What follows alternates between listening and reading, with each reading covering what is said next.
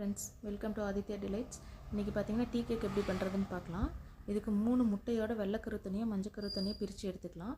வெள்ளைக்கருவில் துளிக்கூட மஞ்சக்கரு சேரக்கூடாது. அப்படி சேர்ந்துச்சுன்னா நமக்கு வந்துட்டு ஸ்டிஃப் பீக் வராது. இப்போ மஞ்சக்கருவில் பார்த்திங்கன்னா 1 டீஸ்பூன் வெண்ணிலா எசன்ஸும் 1/4 டீஸ்பூன் பைனாப்பிள் எசன்ஸும் சேர்த்து மிக்ஸ் பண்ணிவிட்டு இப்போ இது கூட வந்துட்டு 90 கிராம் மைதாவும் பேக்கிங் பவுடர் 1/4 டீஸ்பூனும் சேர்த்து விஸ்க் வச்சு நல்லா கலக்கி எடுத்துக்கலாம்.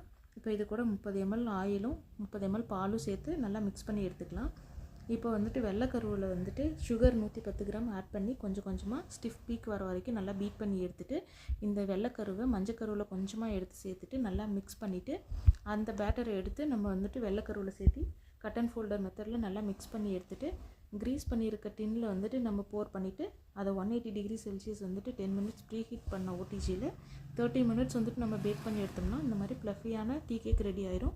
உங்களுக்கும் வேணும்னா ஸ்க்ரீனில் தெரிய நம்பருக்கு ஆர்டர் ப்ளேஸ் பண்ணிக்கோங்க.